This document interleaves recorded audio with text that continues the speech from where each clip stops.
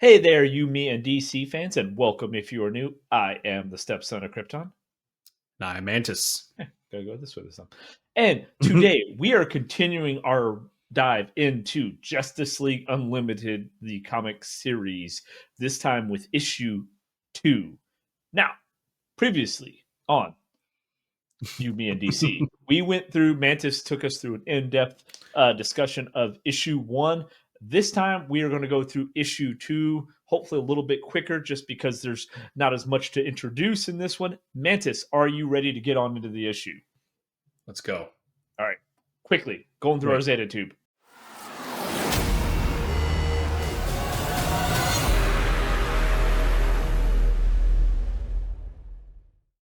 All right, guys, quick recap of Justice League Unlimited issue 1 from the All In Comics. Okay, if you remember from the last episode, and this time, guys, I promise Mantis is going to hold me to it. I will have it linked down below, as well as the little thing popping up on the screen as well too, but it will be linked below. Go watch that video where Mantis breaks through all of issue 1 and everything going on with it. Does a fantastic job on it. In that one, we meet the villains, the Inferno, 5 cool cloaked figures. We also found out that there are some cool pod people, or at least some pods, some eggs with maybe some xenomorphs, some facehuggers out there that Batman and Blue Beetle ran into. And we also find out that Airwave is a mole, not like on the face mole. Mole. I have a mole. Mole, mole, mole. Mole, mole, mole, mole, mole. I have a mole. I'm gonna cut both of them in at the same time. So, picking up, we take a dramatic shift as we pick up, because the very, very first page opens up with Blue Beetle has the crap beat out of him, suit all damaged and all that. And he's trying to call Batman for help, right? So, that's an intense first, because when we last left him, he was just like, Batman's like, hey, we're going to need some heavy hitters. And then we cut to issue 2, Blue Beetle's just beat to hell. Okay. But it immediately cuts back to the town, where it looks like kind of the town square where we first saw Batman and Blue Beetle when they get to Costa Rica. And the police are telling these what appear to be tourists, hey, we have a curfew here. You guys got to clear out. And they're saying, well, oh yeah, you're crazy demon people, and they're making jokes of it. Boom, guess what happens? In true any comic book superhero fashion, they get attacked. Okay.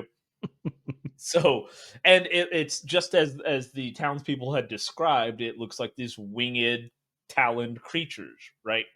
So we flip over to the next page, and there is no subtlety for what it is. We have Justice League, a couple of different members from what we saw in South Africa. They're popping through what I have to assume is the Zeta tube, with the Watchtower uses to transport heroes around the world. But we see Superman leading that charge, and he says, parademons.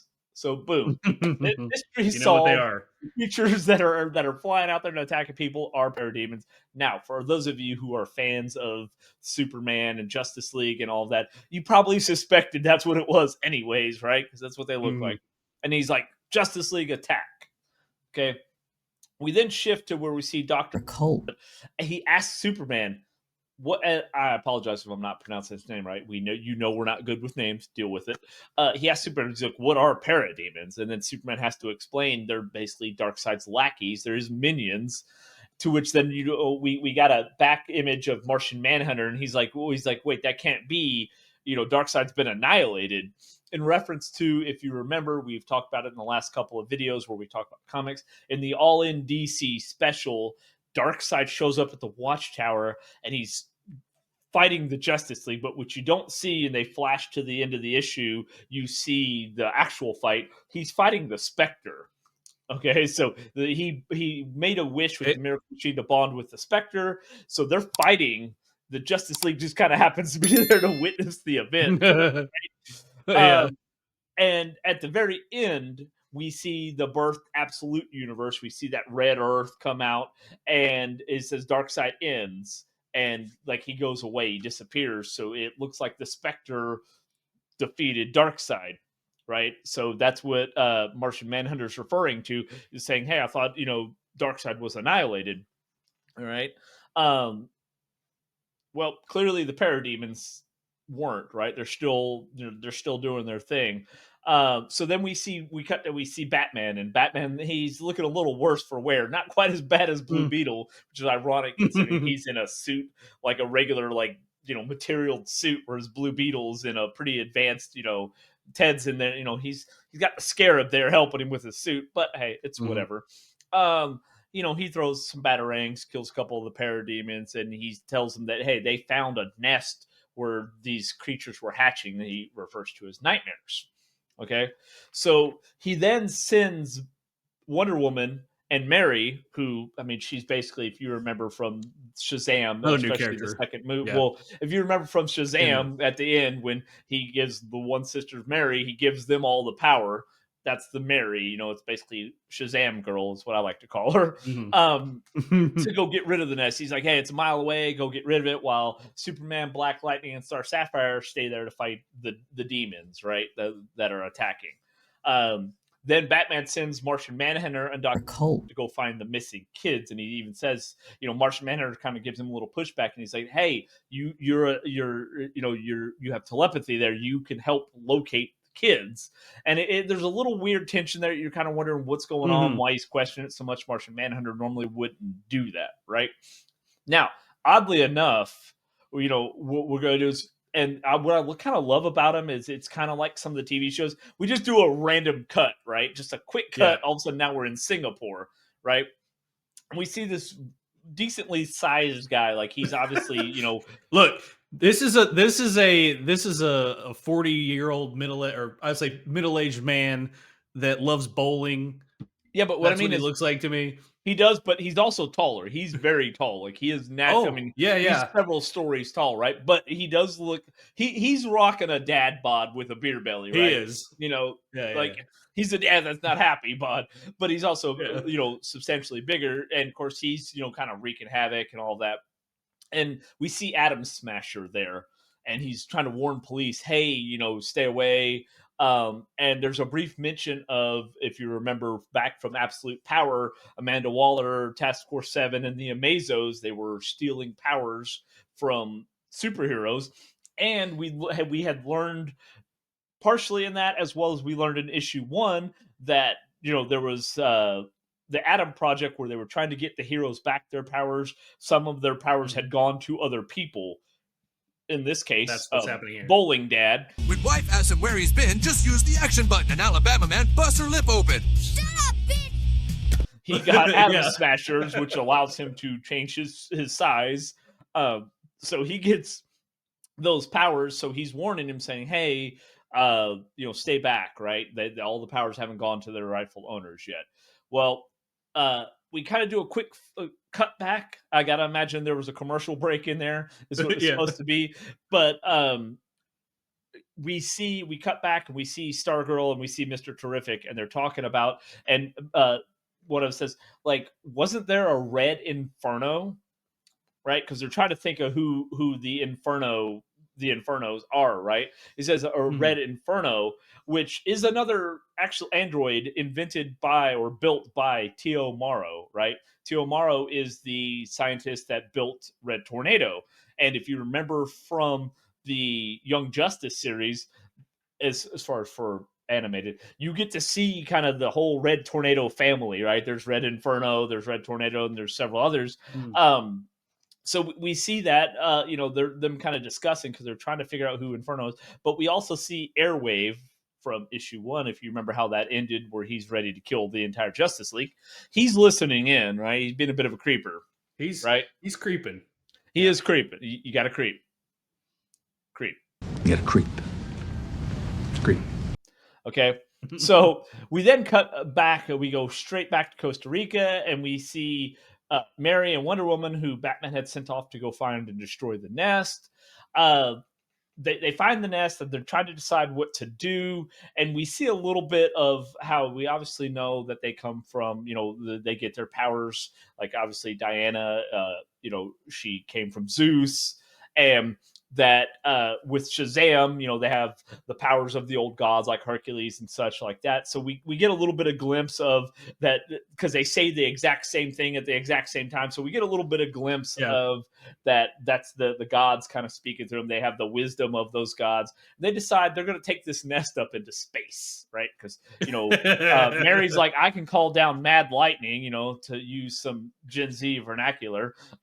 She's like, and Wonder Woman's like, bet, that's how I imagined it as soon as I read that. That's not what happened. That's not what they said. It's like, we take it to outer space and nuke it from orbit. It's the only way to be sure, right? I mean, exactly. Little alien terms, because again, we already said they look like the alien eggs. So, so they decide to carry it up into space, and then there's a little bit of humor about the similarities between the Greek and the Roman gods. Off they go, right? So they go to that. So then we flip over to we get to see Dr. Colt and Martian Manhunter. Let's call him Dr. Dick. There we go. Yeah, because I mean his first name is Richard, right? So, but we see him, we see Dr. Dick and Martian Manhunter there, and we as they're trying to find the kids, it kind of comes up, and as they're talking, we realize that Martian Manhunter was affected by the power swaps, right? Now, the interesting thing with that is Martian Manhunter, he has a lot of abilities, right? He does. He can do his phasing. He can do, he's fly. He can do telepathy. He can fly. He's super strong. He can shift. He can actually, shape shift into other people and all this other stuff. It's kind of like Superman, right? Superman's got a lot of different abilities, where a lot of the other heroes really only have like one main ability, and maybe they're super strong and whatever, but they don't have as many abilities as, like, say, Superman or Martian Manhunter does. So we learned that Martian Manhunter didn't get all of his powers back, right? And he's also afraid he doesn't want to tell the Justice League because, in the original Justice League, he's one of the 7. He's a powerhouse in the Justice League, right? Yeah, because he's embarrassed. Yeah. Right? He didn't want to tell him he's shooting blanks, right? Like, I mean, I would be, and that explains why he was very timid. He wanted to stay back and help the other team, right? He didn't want to go with, I just realized when I call him Dr. Dick, because he looks like Dick Tracy. A little bit, yeah, because he kind of has that. I just noticed that. Which he is a PI, right? But he does paranormal things on there, so that's fine. And guys, I apologize, but I don't care how many times I see it. That's just how I think of his name is. It's probably wrong. I'm bad about it. Roast me in the comments if you want to. I'm here for it because I'm real bad about it, right? And once I see it, that's how I always remember it. But the one thing that they're talking about is he says that he has known that John came to Earth, that he knew he took the form of a human and all that, and which was an experiment to try to transport a Martian to Earth, and everything that happened. He has known the whole time, and the only reason why he didn't go after him is that he took the form of a human and he became a detective. He's trying to do good, right? Because he even mentions, he's like, you've been on the scene longer than Superman has, which, I mean, Superman has been on Earth longer, but he wasn't Superman for that whole time, right? Whereas John Jones has been a detective for longer. So that they have that, and you kind of get a little bit more information. And he says, I didn't come after you because you were trying to do good, right? You're trying to blend in and actually help people. And it's at this time, as they're walking up, they're doing their thing, they see a parademon, right?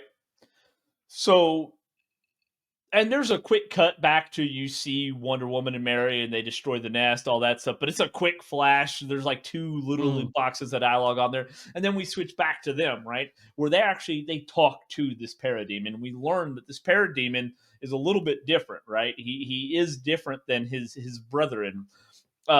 He speaks and he understands. He's Mantis and I were kind of talking about before this video. It's kind of like on Lord of the Rings when the is it Uruk-hai? That first one's born and he's speaking and he's like, you're like, oh wait, this is a kind of a more upgraded version than the orcs, right? Whom do you serve? Saruman. And it kind of made me feel like that, right?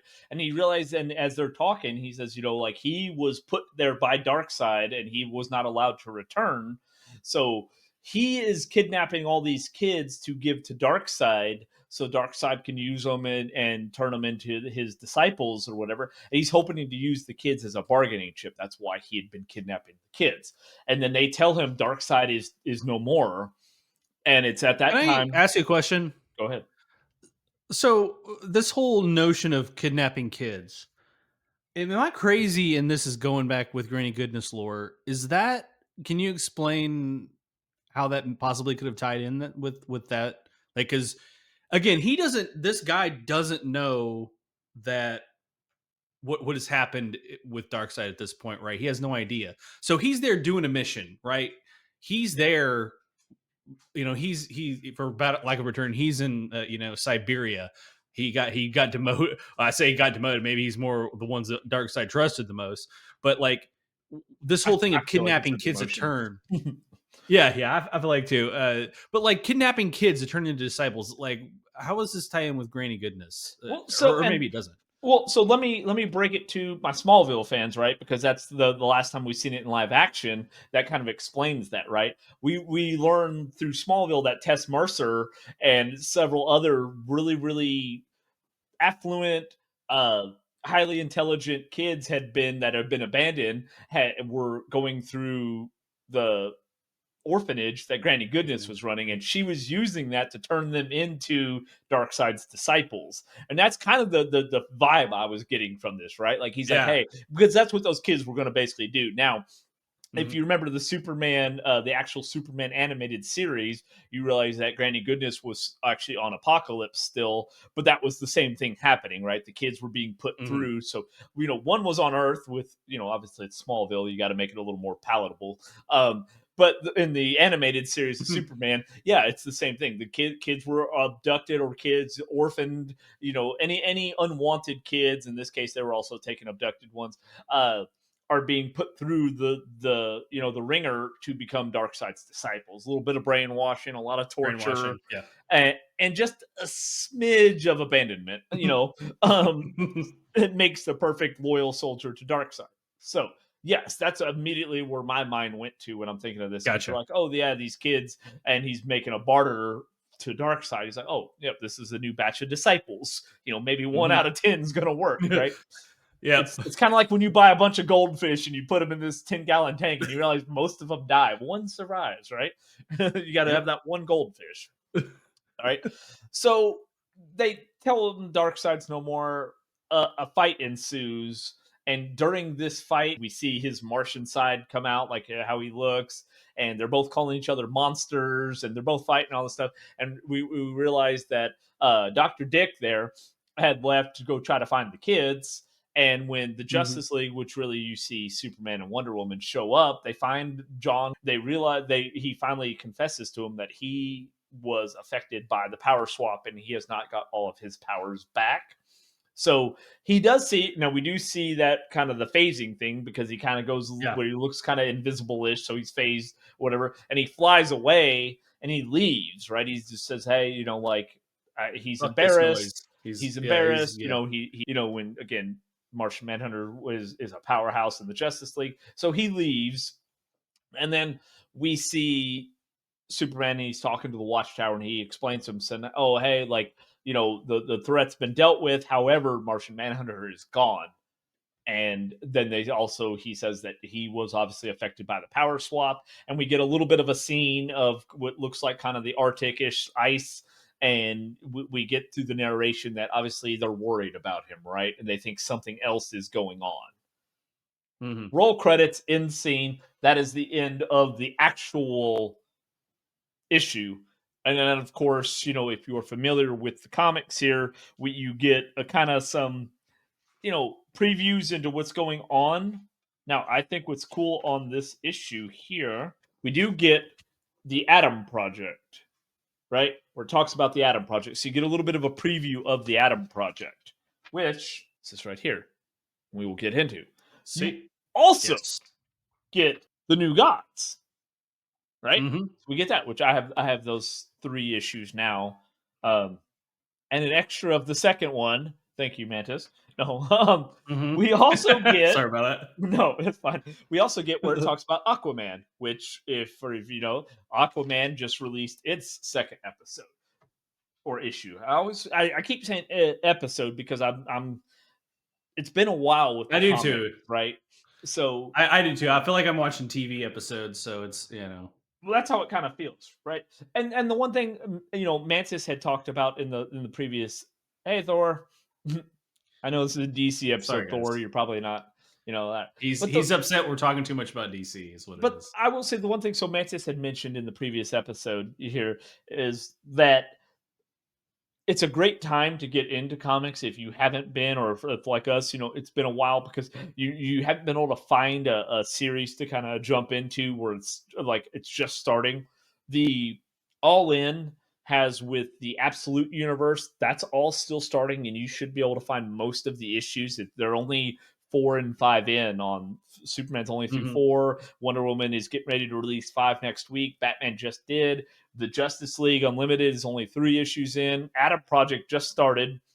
So it's a great time to get in there and get into the comics, especially while we got a little bit of time before the Superman movie releases. And if you are huge fans of comics and Superman, we know April is starting the Summer of Superman, in which also All In Comic, or I should say Action Comics, is going to release a reprint of Action Comics #1 from June of 1938, where we introduce Superman. I am so freaking excited for that. Sorry, guys, I'm trying to do better about not cussing. But I'm so freaking excited for that issue to come out. I will be buying that reprint. I'll probably buy a couple. But it's a great time to get into comics. It's a great time to go support your local comic book store because it's definitely a great medium. I feel like, I'm transported back to when I'm a kid reading Unplug. these. Yeah, unplug. Absolutely. Unplug. And you can do that. After you watch us. After you watch us, then unplug. Yes. Yeah. Like watch this, then go read it. Or if you want to read it and then replug back in. Then replug back in and then you can discuss it. Yeah, that's the best option because again, these have been out for a couple months, so this is it's not like we're talking about something that no one should be able to have been able to get at this point. But I understand if this is the first time you've maybe been introduced to it.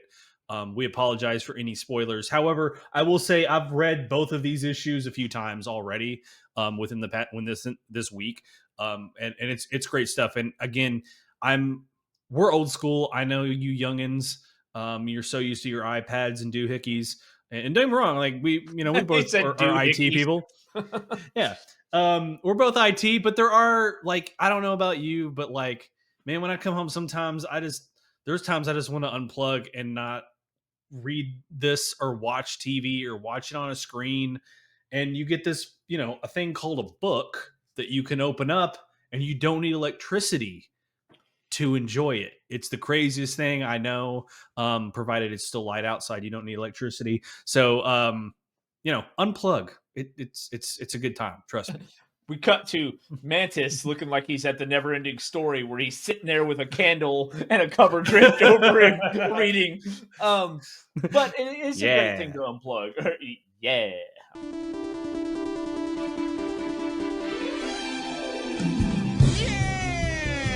You're a little too heavy, buddy. Yeah! We're going down. Yeah! I'm going to cut that in too. It is a great thing. It is a nice way to unplug and kind of just take your mind off things. Like my job, and Mantis is the same. I stare at a screen most of my day. I come home, we do this channel as well as I do the editing for it. So I stare at a screen a lot, right? So it is nice to be able to unplug and just read something, take your mind off things, and kind of get engrossed into this universe, right? That's why I love what we're starting out to. And I love the tie-in between Come on here and discuss it with us. Yeah. Let us know how you feel about it. While you're doing that, you might as well go ahead and like the video. He's going to show you where. Okay. Subscribe to the channel, because one thing we've kind of decided to start doing with the channel is we want to start discussing comic books more, right? Like we'd said in the beginning when we first started this channel, it's about all different, media of me, or all different media about DC Comics or DC in general. And then we never discuss comics, right? Well, I'm loving the comics. You know, we got the Superman news, right? We can only do so many videos on the same damn news they keep releasing, right? Like, I'm like, we Mantis and I talk, are like, hey, dude, this article it just released. Oh wait, we did a video 2 weeks ago on that, right? Like, Yeah, what do what do you want us to do? We're gonna make the same video twice. Like I feel like I know they're not. It almost feels like they're watching us and then like, oh, we should do a video on that. You know, we should it's do a almost what it's video, like. or we should do an article on their video The about video, yeah. our article. Like, really, you know, are we doing that? So, Yeah. you know, we do want to start bringing some more comics to the channel as far as discussing them. This is a new universe here, and as we are waiting, and again, don't forget, in April, the summer of Superman begins. Even though it's kind of more like the spring of Superman, but it'll be Yes. towards the back half of April that the Action Comics #1 reprint releases.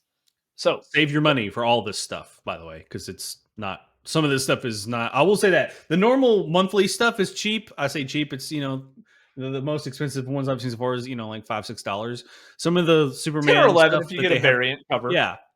So some of the new stuff that Cal's talking about for this summer, some of the reissue, well, for the lack of a better term, that they're going to do, that are a little bit longer, a little bit more special edition type stuff. They're going to be a little pricey, so start saving now for that stuff. Yep. And you've always got us here to help walk you through it too. So if it's new to you, if you're not familiar with Absolute Power, if you're not familiar with Absolute Power and you're watching this or you start reading them and you want to know a little bit more, let us know down in the comments. We can do some videos on kind of a recap of what happened with Absolute Power, because that was also a good series as well too. And then we are still going to be putting out our videos on the Absolute Universe, separate thing. Happened with all this again. DC All In Special. Go read it. Let us know. How do you feel about it? Are you liking the videos about the comics? Are you wanting to see us do maybe more than one issue per? Do you like the super in depth? Because you guys, we're trying to figure this out, right? Like, as far as like, we want to be able to talk about this, but we want to make it palatable for you guys. So like, let us know. Is it working for you guys? Do you want to see something different? Because we're open to change. I don't like change. Okay, Stewie, with the half the side of your house missing. All right, guys. Before we go off the rails, Mantis, anything else in relation to episode or issue 2? I do have one request, guys. If there is a different series we should be checking out, let us know. Because there's a lot of comic books. It could be MCU. I was showing Cal a couple of issues of Deadpool, Wolverine. MCU. Let's go. Sorry, Marvel. Sorry. Yeah, sorry. It's I'm training my brain because all we've been doing is freaking Marvel Studios and DC Studios. Either way, To be fair, let us know. the last 4 videos we've done on Marvel have all been Captain America videos. I know. Yeah, so let us know if there's any other particular issues. Doesn't necessarily have to be DC. I know there's plenty of other publishers out there. See, I did it again. It doesn't have to be DC Comics, but let us know. All right, guys, that is going to wrap it for us on this episode of You, Me, and DC. Until next time, we'll see you then. Later.